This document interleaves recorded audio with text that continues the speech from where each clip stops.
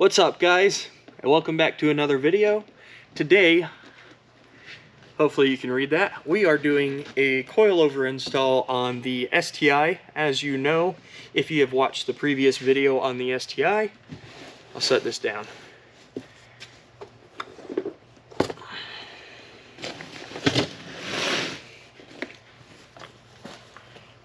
The STI needed some suspension work. So we did the lateral link.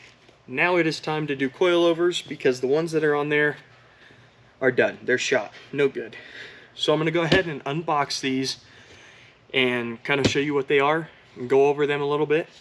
And then we'll go ahead and install them on the car along with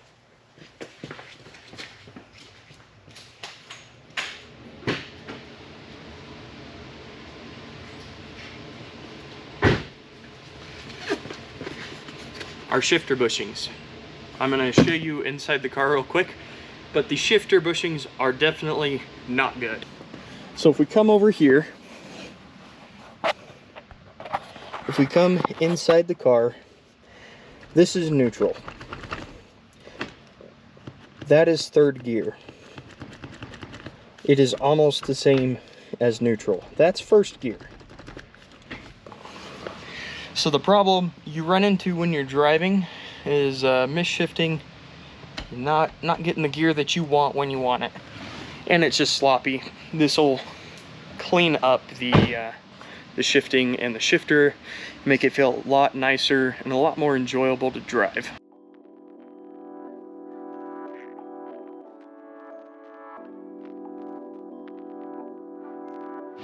We do have a guest in today's video.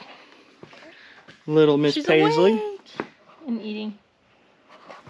She's about 6 weeks old this week. She's getting pretty big. It's crazy how big she's gotten in the past few weeks. Anyways, this is going to be your strut or coilover. In this case, these have been replaced before, and these look like they're a set of Tane Flex Z coilovers. They do have adjustable dampening and camber plates up front. What we're going to have to do is remove our speed sensor wire, our brake cable wire, and then these two strut bolts along with the 3 top hat bolts, and then that'll just drop right out.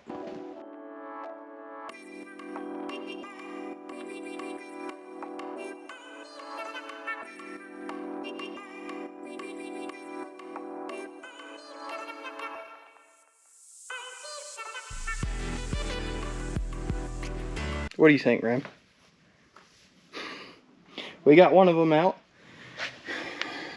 There's not even been preload set on this coil.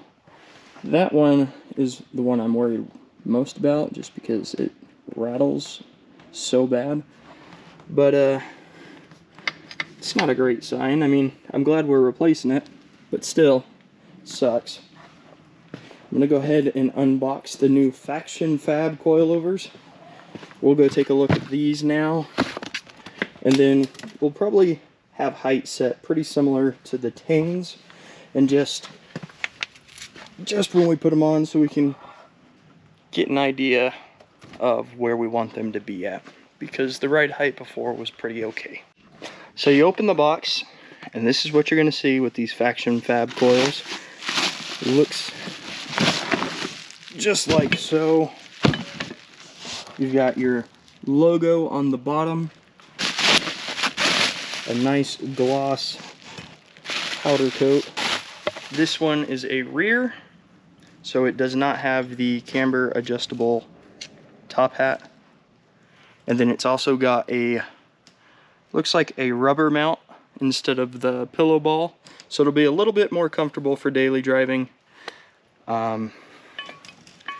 Just looks like a decent coilover for something that's not going to the track. Here's a front. So this is going to be your front.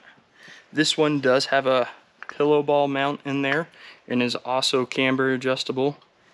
And then same thing right on the bottom, you're going to have that logo there. And then it does come with the adjustable dampening key in here somewhere. think these are them.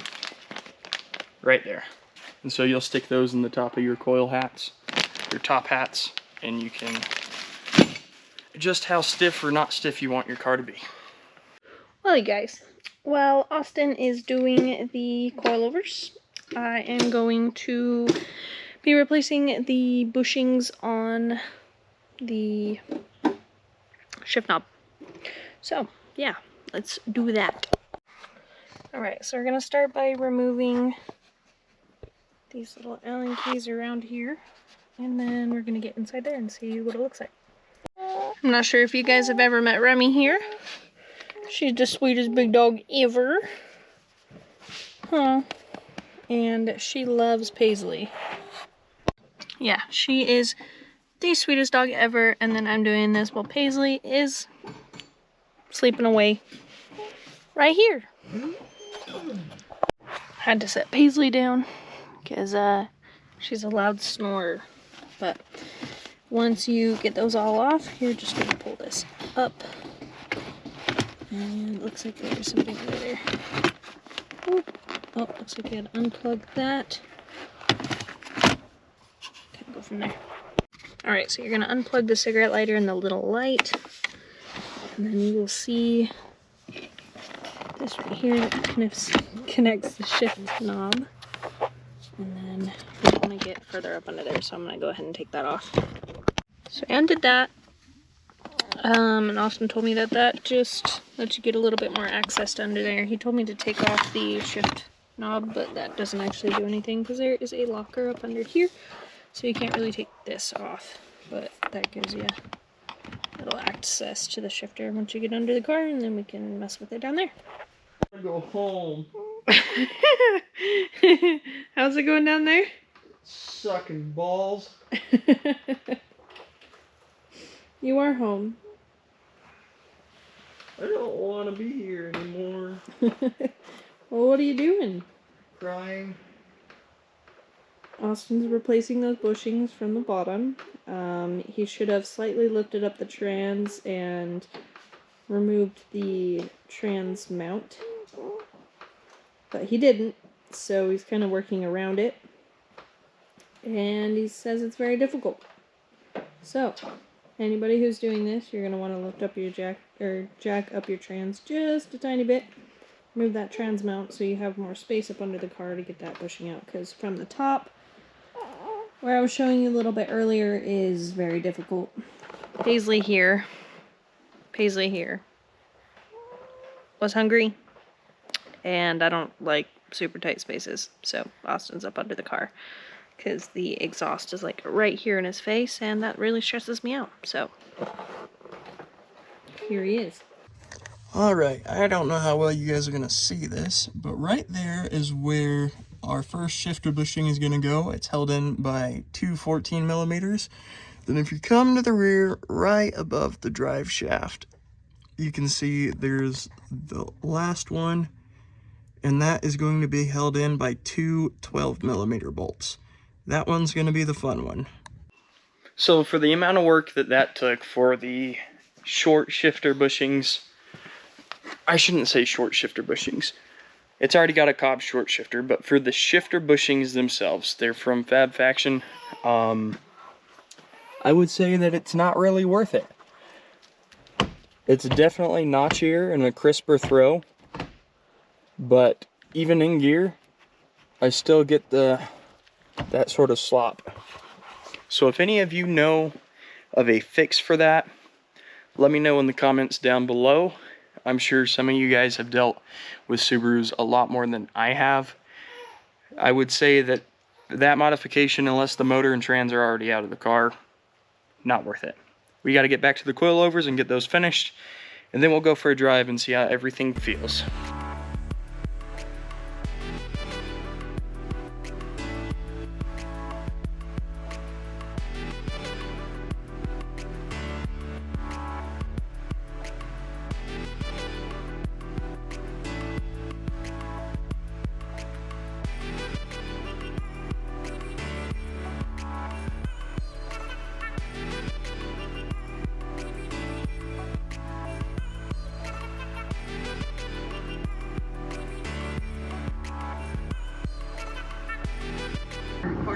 What is up, everybody?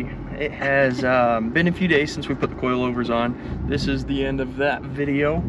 I wanted to kind of get a feel for them and spend a little bit of time with them so I could give you my honest opinions on them. So these are, once again, these are the FR Spec Faction Fab coils. Okay. And they've been pretty good so far. They've been decently decent. Decently decent. That one's for good. Braxton. He caught that in the last video. They're not bad for a budget-friendly coilover for a daily driver. I definitely probably wouldn't use these on the track. They do get a little bit bouncy. We are set at a 16 out of 32 for our dampening, which is pretty friendly for daily driving. It's not too bad. There's a couple really bad areas here in Utah that suck, but they don't suck. They're just a little bit bouncy. It feels way better than it did before. I don't know if he did a preview video of what it felt like in here, but it was clunky, loud, obnoxious, annoying. You could hear it everywhere. it was pretty bad. One thing I'd say about it is you need, well, you don't need them, but you might need a camber, what are they called? Camber? You're gonna need some control arms, tension arms to adjust your camber. In the rear. Yes, we are 2.7 degrees on one side negative camber and 3 degrees on the other. It's a little bit more than I would like, but it is what it is. All it's going to really do is wear the tires a little bit. On that inside shoulder. Do check the camber before, because we did run into a thing while driving and it ended up scratching off some of the coilover on the passenger side on the rear. It was pretty high up, so it's not like I'm ever going to be that low. But yeah, definitely check that camber bolt in the top of the strut. So you got two bolts that bolt the strut up to your knuckle. The top bolt is your camber adjustment on that side, and you're gonna want it the least amount of cambered as possible, or if you're running a really heavily offsetted wheel, then that won't really be an issue. That road back there was pretty rough. I'm sure you could probably tell from the video. If not, it stabilized it. This part of the road's pretty smooth. It's brand new road. We are just going to take care of the last little bit of insurance stuff for the Mk7, and then we don't have anything to do with that car anymore. Yep. It's pretty sad. I know she's a lot more sad about it than I am. I am, and it's even more sad because a lot of my Christmas this year was based around that car. Like, the things that I wanted from everybody was based on that car. Thank goodness they didn't get it yet. They were waited, thank goodness, so they didn't spend all this money on this car that I ended up wrecking. So, but that's okay. Now we have the Subaru, and Yeah. I drive the Mk7. Yeah, she drives the Mk7. For now. Until we can get a Golf R. Also, I put a poll up on what you guys wanted to see, at least which cars. So thank you for participating in that. If you did, so far we've had 29 people participate in the poll, which is awesome. I'm glad that that many people have responded to that. So that's pretty cool. You guys are interacting with the channel that way. So we will have some Mk7 content coming here shortly. Anyways, guys, thank you for watching. That's where we're gonna end off on this video. So overview of the coilovers is for a daily driver. They're not bad. They're not BC racing, and they don't have the camber plates in the rear. But other than that, they're a pretty good bang for your buck. So if you haven't already, like, comment, subscribe, and we will catch you next time. Peace.